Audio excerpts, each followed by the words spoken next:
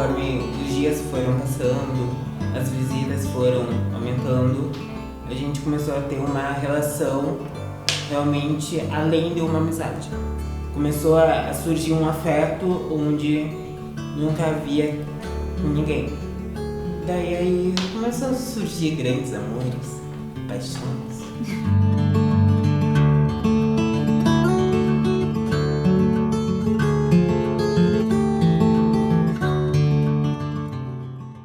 Hoje no Brasil, há mais de 46 mil pessoas na fila de espera para adotar uma criança. No Cadastro Nacional de Adoção, cerca de 9.500 crianças aguardam por um lar. Apesar disso, ainda tem muitas crianças e adolescentes em abrigos pelo país. Isso porque a maioria das famílias não quer adotar uma criança com alguma doença ou deficiência. Muitas por medo da dificuldade e também do preconceito. Medo esse que a Lise superou, né, Lise? Há 15 anos ela adotou um menino com paralisia cerebral. A Lise é egressa do curso de enfermagem da Universidade Franciscana e atualmente é aluna do mestrado em saúde materno-infantil. Obrigada por nos receber, Lise, aqui na tua casa.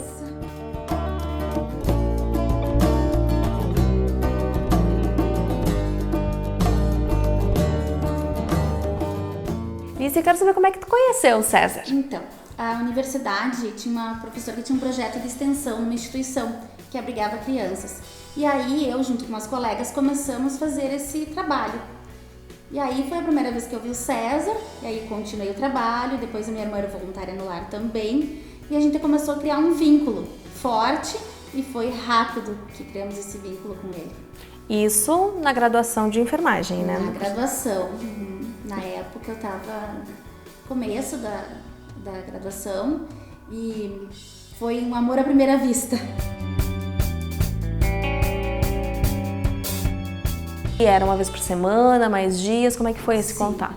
A gente tinha épocas que a gente fazia, né, atividades da extensão, mas fora isso a minha irmã começou um voluntariado no lar e aí eu ia também, né, para ter aquele vínculo e aí a gente acabou se apaixonando.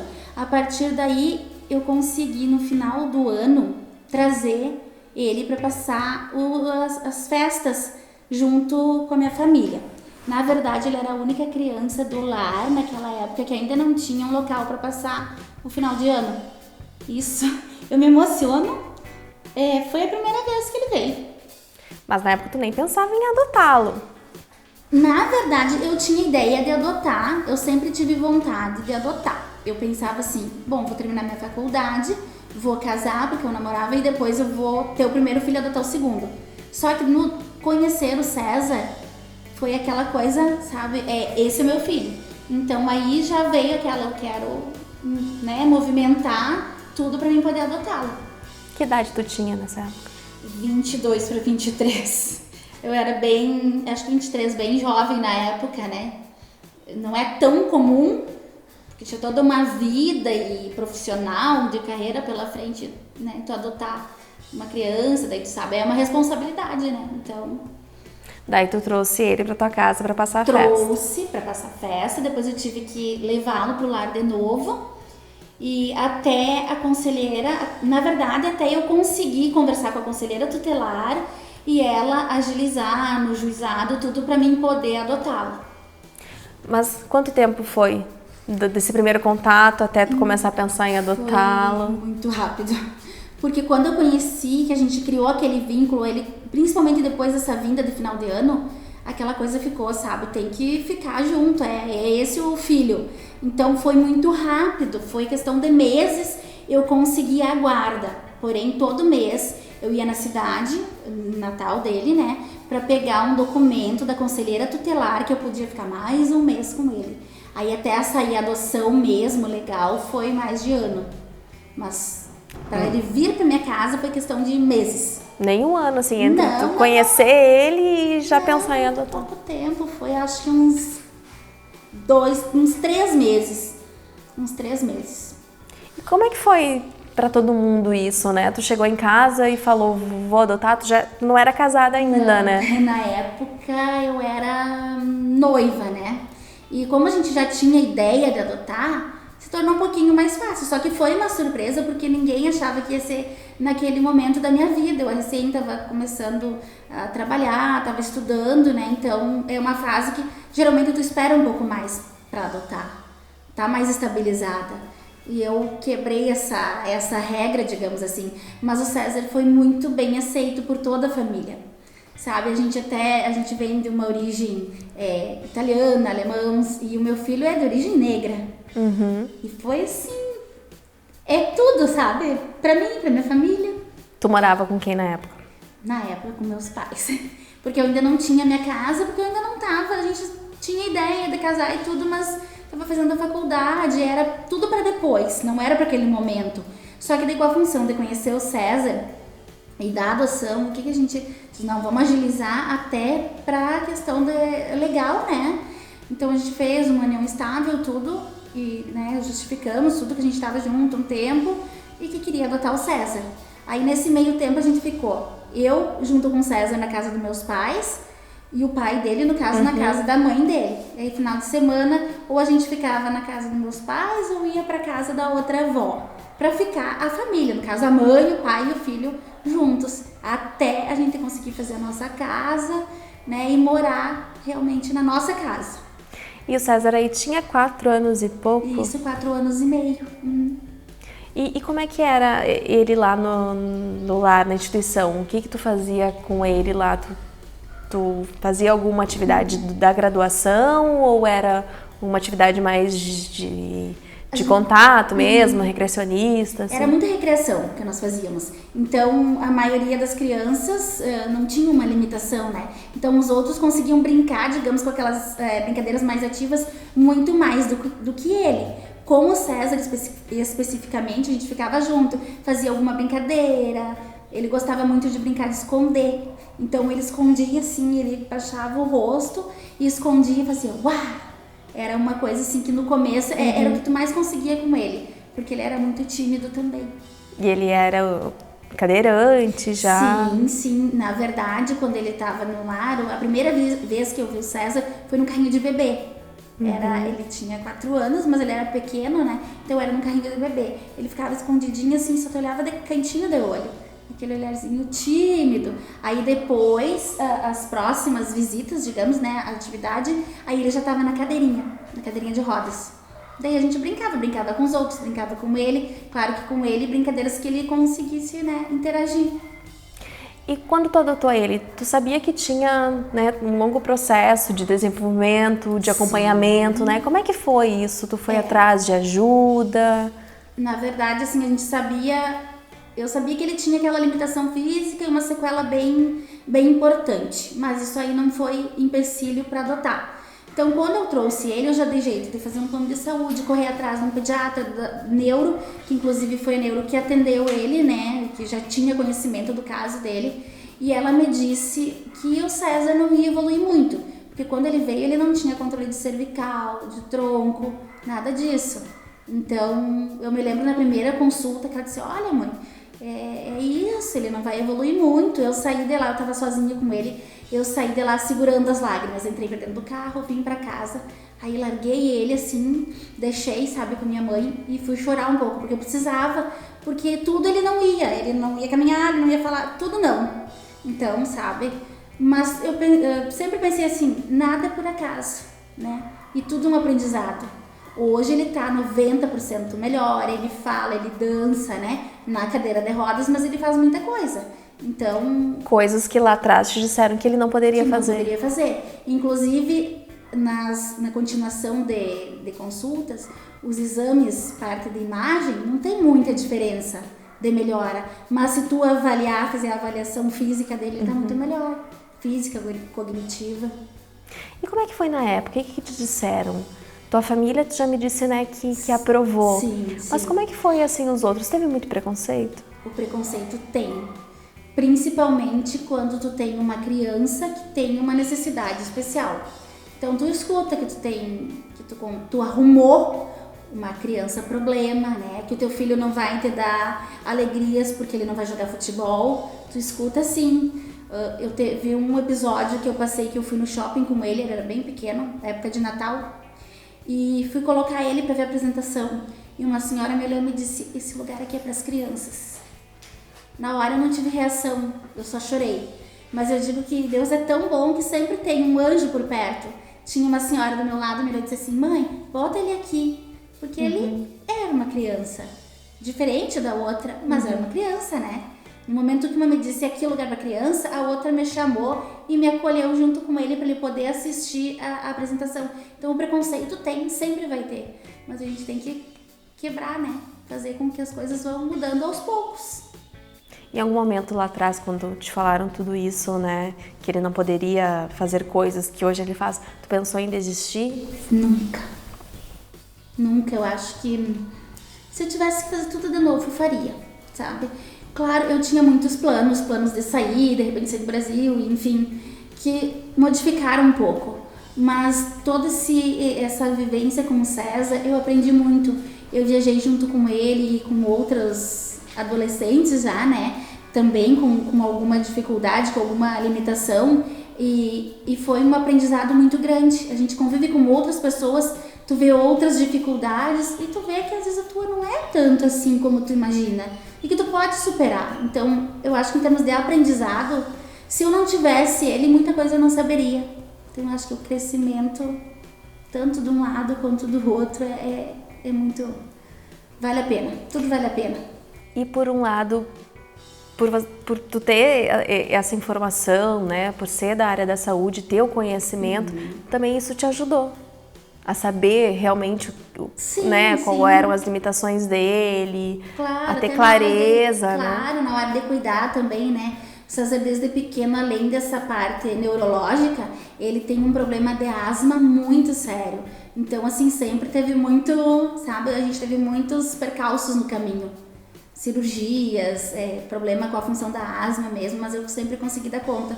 Claro que a minha experiência de cuidar ajudou bastante, né? Mas a gente vai aprendendo no dia a dia. Tem coisas que tu aprende com a situação.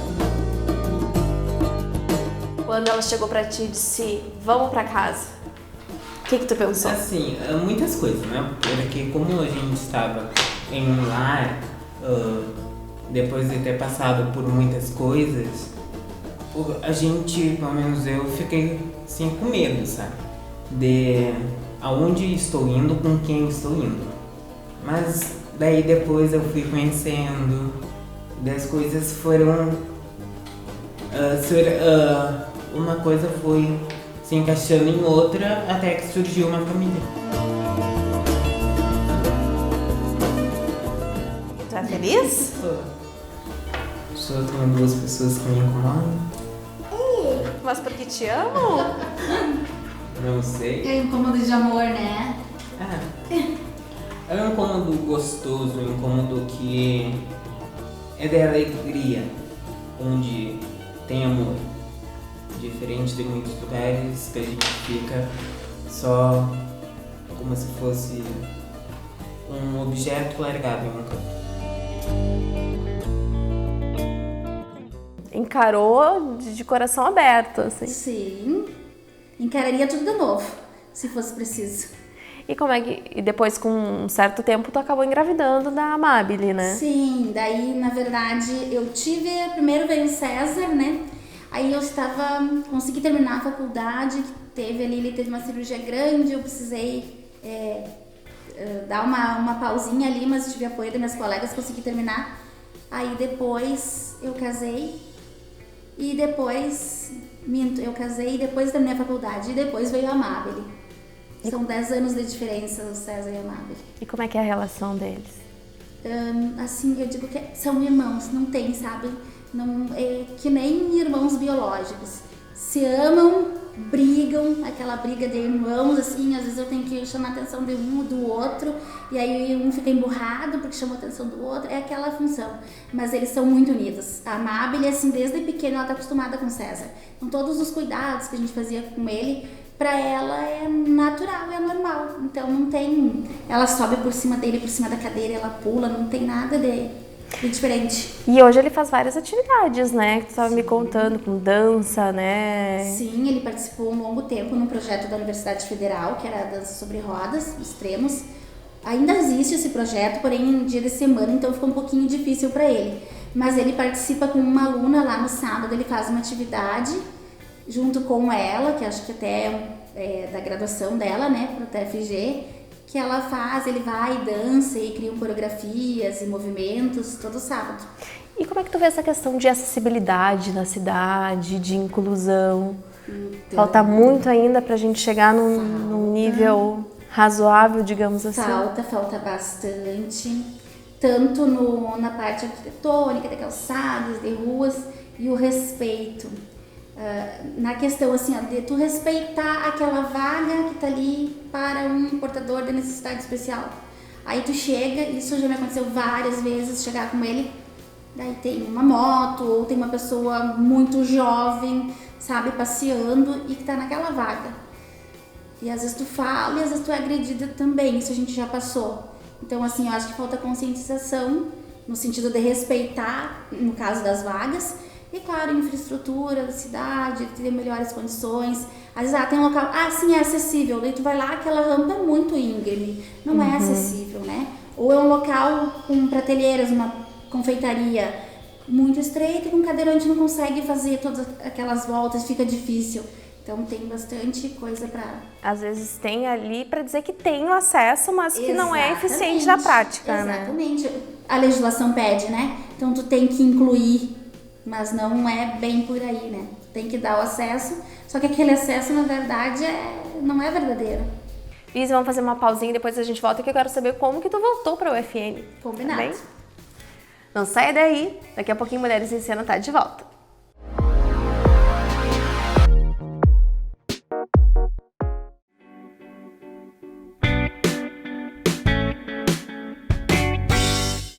Você já sonhou em empreender, mas tem medo de se perder na parte burocrática de uma empresa? Então a nossa dica de hoje é para você que ainda não conhece o ambiente de inovação da Universidade Franciscana e pensa em abrir uma empresa de sucesso no futuro. A dica é por conta do professor do curso de administração e coordenador do Espaço Ambiente de Inovação, Lissandro Dallanora. Oi, você sabe onde buscar apoio para criar o seu negócio? Diversos são os atores que apoiam o desenvolvimento de uma ideia para transformá-las em negócio. Um destes são os ambientes de inovação, que são constituídos por ambientes colaborativos, incubadoras tecnológicas e espaço para empresas residentes. Se você se interessou, fique de olho nos editais da Universidade Franciscana na página da instituição para poder participar do espaço de ambiente e inovação. Tem mais alguma dúvida no ramo da administração ou outras áreas da nossa Universidade Franciscana? Por favor, mande para a gente por e-mail ou pelas nossas redes sociais. Até a próxima dica. Tchau!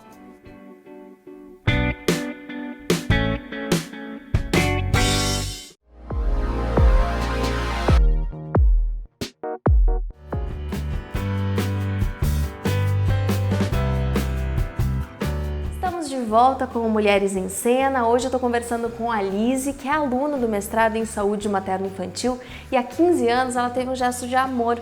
Ela adotou um menino com paralisia cerebral. Ela conheceu o filho durante um trabalho da faculdade. A gente já falou bastante sobre isso e agora eu quero saber, Lizy, como é que tu voltou para a UFN, né? Tu concluiu tua graduação lá em enfermagem e agora tu é aluna do mestrado em Saúde Materno-Infantil. Tem a ver aí com esse amor de mãe? Eu gosto muito de crianças. Eu trabalhei uma época com adulto, mas eu sempre quis trabalhar com criança. Aí tive a oportunidade de trabalho hoje com crianças e surgiu a oportunidade de fazer o mestrado. Na verdade, eu já estava há um longo tempo parada, né, longe da academia. Então eu comecei a fazer como aluna não regular, fazer algumas disciplinas, bem poucas, em função dos meus horários também. E depois entrei como regular. Hoje eu sou uma aluna regular do mestrado, estou muito feliz. Acho que é um crescimento pessoal e profissional, intelectual, e muda a tua vida. Convivi com muitas pessoas, diversas profissões, então amplia teus horizontes. Que trabalho com criança que tu desenvolve, que tu falou? Então, eu trabalho com crianças com câncer no hospital daqui de Santa Maria e sou apaixonada pelas minhas crianças. A gente pensa, quando fala em criança com câncer, tu pensa em tristeza, não. Eles te dão uma energia, tu chega lá, é tia, um beijo, um abraço, eles estão brincando, estão felizes. Tem momentos difíceis, mas eles são assim um exemplo de superação. Tu é técnica em enfermagem lá no hospital, né? Isso, no hospital universitário. Concursada. Isso. Eu entrei lá antes de começar minha graduação. Porque até então eu não tive oportunidade, eu não tinha condições de pagar a faculdade. Aí eu passei num concurso, comecei a trabalhar e aí eu disse, agora eu vou fazer minha faculdade. Foi quando eu fiz a faculdade e agora eu voltei no mestrado. E tu trabalha de noite na ala pediátrica, é isso? Isso, No setor das crianças? CDCRIA, que é Centro de Tratamento da Criança e Adolescente com Câncer. E como é que é a tua rotina lá? Então, eu trabalho das 19 às 7, né, prestando os cuidados para essas crianças e adolescentes, porque é uma faixa etária bem variada. Tem desde o pequenininho até os grandes. E o mestrado vai servir para te se especializar, para continuar o trabalho com elas lá? Sim, eu estou voltando o meu projeto para os adolescentes, para a questão da sexualidade dos adolescentes. É o que eu quero desenvolver, porque eu acredito que seja uma lacuna que acaba, né, ficando, porque tu foca muito na doença. Só que eles continuam a vida, né, a vida afetiva, o namoro. Então eu acredito que essa parte da sexualidade tem que ser abordada. E é o que eu pretendo agora durante a minha dissertação, trabalhar com isso. E como é que faz, né? Tu tá me dizendo que tu trabalha das 7 da noite às 7 da manhã. Isso. Daí tem uma casa para cuidar, 2 filhos, sim, né? Mais um mestrado. Como é que faz para dar conta de tudo isso? Então, eu tenho um suporte, né? De noite, eu digo que de noite é bom porque eles se acalmam e vão dormir também. Então tem alguém que fique com eles, às vezes a minha mãe fica, às vezes o pai fica, né? De noite. E durante o dia, às vezes eu consigo dormir de manhã um pouco, outras vezes eu durmo na outra noite que eu estou em casa. Mas eu dou conta, eu consigo, me organizo, às vezes a gente está todo mundo sentado na mesa enquanto eu estou fazendo uma atividade, eu também estou dando suporte para eles, nas atividades deles, do César, da Amabile, né, de aula. Então a gente senta junto e consegue dar conta. Tem que ter muito fôlego. Tem. Às vezes tu cansa, né? Então às vezes tu tem que parar e dar aquela respirada e dar olha, agora eu preciso dormir. Então, tem que dar aquela paradinha, mas a gente consegue. E toda essa experiência também, né, de vida, do trabalho, tu também leva e compartilha isso no mestrado, né? Porque a gente acompanha muito e vê que também tem profissionais de diversas áreas ali, sim, né? Eu acredito que o mestrado é muito enriquecedor, justamente por ter vários profissionais. Então, tu não fica só com a tua visão no caso eu de enfermeira. Não, tem médicos, tem psicólogos, nutricionista. Então, vai entrelaçando os saberes. É bem importante, bem interessante. E quando tu conta a tua história, assim, as pessoas ainda se surpreendem? Porque lá atrás, 15 anos, a gente tinha uma visão, né? Sim. Hoje, com tanta informação, tu acha que as pessoas ainda se surpreendem? Eu acredito que sim. Porque além... No caso, quando eu adotei o César, ele já tinha praticamente 5 anos, 4 anos e meio. Uma criança com uma deficiência, né, com uma necessidade especial.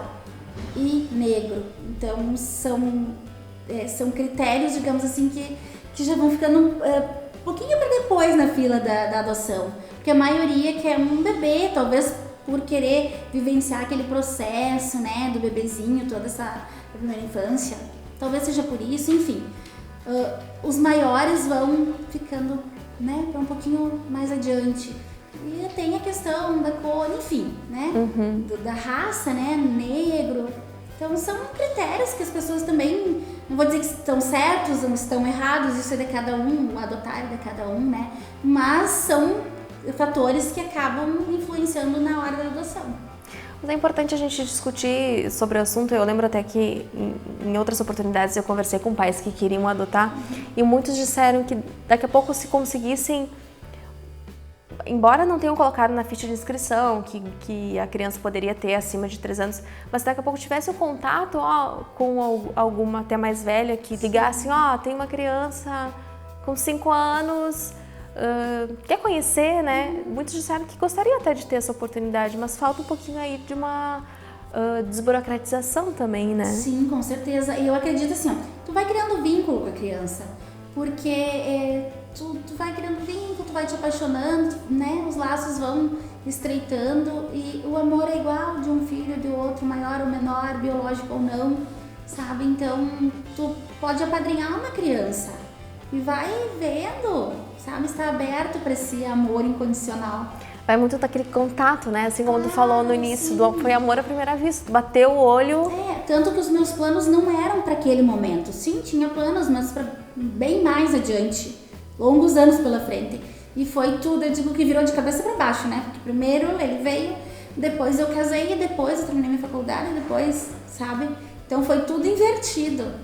Mas eu acho que tinha que ser aquele momento. E tu já chegou a encorajar outras pessoas a fazerem mesmo, assim? Daqui a pouco a conversar com amigos? Converso, sim. E eu sempre digo assim, ó, se tu tem vontade, adota. Não vai... Tem muitas pessoas, às vezes, por te criticar e dizer assim, ó, a criança vem com a bagagem da família biológica. Tu consegue mudar. A gente tem que ter paciência. Não vou dizer que aqueles primeiros tempos, principalmente para criança maior, que vai ser assim um mar de rosas. Talvez ele vai vir com alguma lembrança, alguma coisa que vai... Só que com o passar dos anos, assim, do tempo, tu consegue reverter. E o amor é muito grande. Eu vejo assim, eu com o meu filho, a gente tem uma ligação muito forte. Eu e ele é muito, muito forte mesmo, assim. Ele é... A mãe é tudo pra ele e ele é tudo pra mãe. Sabe? Assim como a pequena, como eu digo, a Amabile. Mas tu tem vontade, adota, sabe?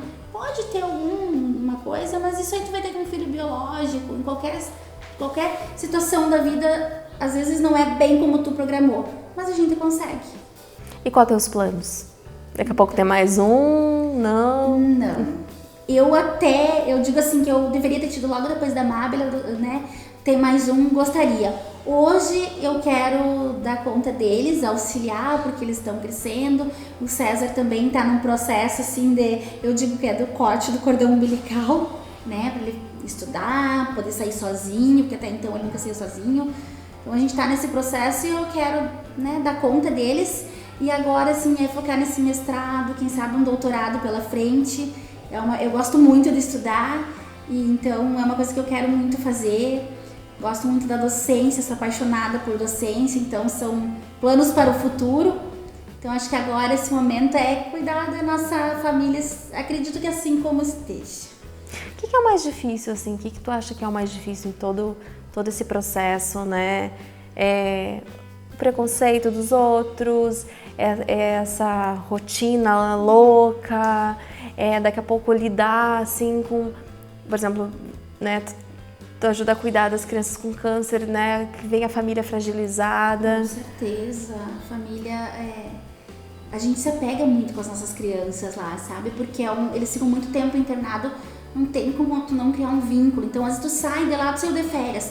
Ah, mas tu lembra do fulaninho que não ficou bem, do outro. Então, isso aí é uma coisa difícil de lidar. A gente lida, mas, sabe, tu lembra, tu sai de lá e tu lembra de quem tá lá. E em relação, assim, por exemplo, no caso do Mano, dessa limitação física, o preconceito, né? O preconceito existe, infelizmente. E essa falta de infraestrutura que a gente tem, né? Que então às vezes te dificulta desde um local, né? Ter essa acessibilidade. Mas eu acredito que aos poucos isso vai melhorar. Já melhorou, né? Se a gente for pensar muitos anos atrás, a pessoa com uma necessidade especial muitas vezes ficava em casa, ela não saía. Hoje, devagarinho, tu vai conseguindo, mas ainda falta muito. Porque dá conta a gente se vira nos 30, né? Se vira, um dia tu dorme, outro tu fica acordada, né? Eu brinquei com ele esses dias que eu dormi na frente do computador, eu tava lendo um artigo, eu tava muito cansada e eu cochilei. Quando eu acordei, digo, meu Deus, onde é que eu tô? Eu tava toda perdida, né? Mas faz parte, a gente consegue e vale a pena. Como mulher, assim, como é que tu se sente? Eu me sinto uma pessoa realizada. Sou uma mulher feliz, acho que batalhei bastante, né? Tive que trabalhar para fazer a graduação, para fazer o mestrado. É um investimento, às vezes as pessoas dizem, você está investindo tanto financeiramente. Eu acredito que é um investimento que vale muito a pena, sabe? Porque é o teu crescimento. É uma coisa tua, ninguém vai te tirar. Meu pai sempre diz, o estudo é algo que ninguém te tira. E é verdade, e é enriquecedor. Porque eu vejo, conversando contigo, as outras vezes também, então eu sou muito pra cima, né? Não, vamos lá, não, porque... Sim, durante o mestrado mesmo eu tive dificuldades. Eu me lembro que a primeira orientação, eu chorei, eu disse pra minha mãe, eu não vou conseguir ir, porque eu não tinha o hábito da escrita. Eu digo, e agora? Eu disse, corre que tu vai? Eu não consegui dirigir. Aí meu pai me levou lá, fiz minha orientação. Hoje eu já estou melhor, né? Eu consigo escrever, sabe? Aquela coisa que tu vai aprendendo e tu, consigo. consigo ver que eu melhorei e a cada dia tu vai melhorando. Então tu, por mais que seja difícil, tem que, sabe, tá? Não, eu vou conseguir, vamos lá. Se tiver errado, vamos corrigir, vamos tocar em frente. Porque acho que é bacana de falar isso, porque às vezes parece tão fácil, não, porque eu trabalho tal horário, eu cuido dos filhos, eu vou pra aula. Mas não, é um processo que é trabalhoso, né? Sim, o importante é tu erguer a cabeça Sim, às vezes a casa mesmo. Tem dias que de repente não vai estar tudo em ordem. Não, mas agora eu tenho que ir pra aula, não posso fazer isso aqui agora, eu vou pra aula. Vai pra aula, depois quando tu voltar, tu organiza. Tu vai tentando, conforme o teu horário, tu vai ajustando.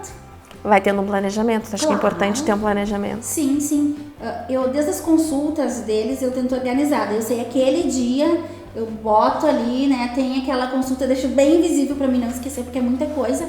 Às vezes tu acaba esquecendo, então eu ponho ali pra saber, bom, aquele dia tenho que levar no dentista. Bom, aquele dia, aquele horário é o dentista, né? Então, tento organizar tudo que for possível pra poder dar conta.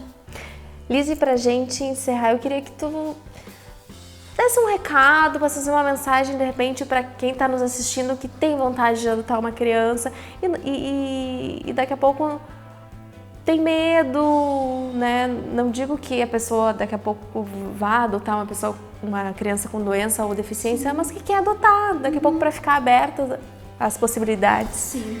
Então, eu acho assim que o amor supera tudo.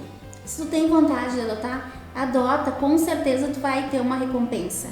E o que a gente tiver que viver, tu vai viver, sabe? Eu acho que ninguém vai poder passar o caminho que é teu, trilhar o teu caminho.